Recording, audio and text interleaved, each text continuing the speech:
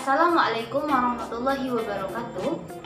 Pada video kali ini saya akan melakukan praktikum ekologi hewan yang kedua, yaitu tentang kisaran toleransi dan faktor pembatas terhadap kelangsungan hidup organisme. Tujuan dari praktikum ini yaitu kita mengetahui perubahan gerakan operkulum ikan terhadap perubahan suhu air. Dan kita dapat mengetahui respon tingkah laku ikan akibat perubahan suhu air.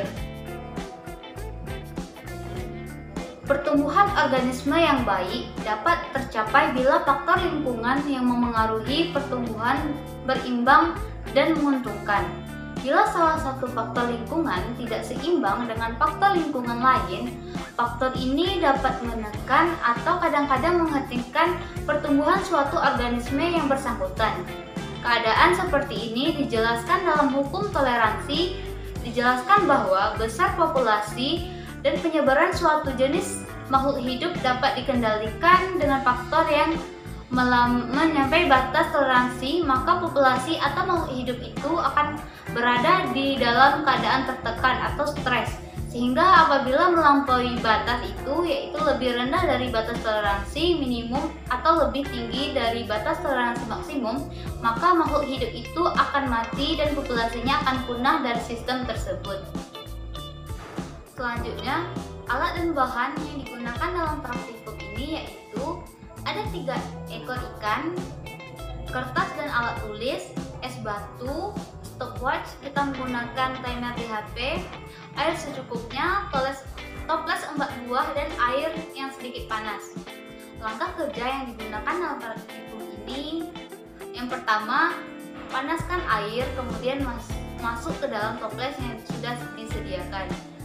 Yang kedua, masukkan ikan yang sebelumnya diletakkan di toples ke dalam toples yang berisi air hangat. Yang ketiga, amati tingkah laku ikan, kemudian hitung gerakan operkulum ikan selama 1 menit menggunakan stopwatch.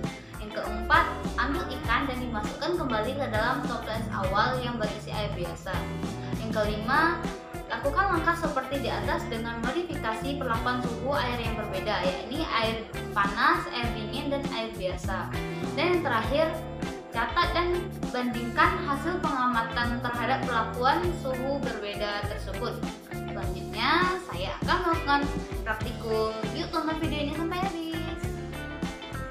Pada air biasa, kita akan mengamati tingkah laku dan kita akan menghitung operkulum ikan selama 1 menit. Pada air dingin, kita juga akan mengamati tingkah lakunya dan kita akan menghitung operkulum ikan tersebut. Pada air panas, kita juga akan melakukan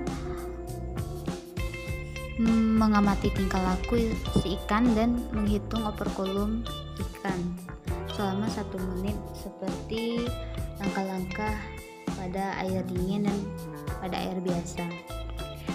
Dan hasil dari praktikum tersebut kita akan membuatnya di laporan.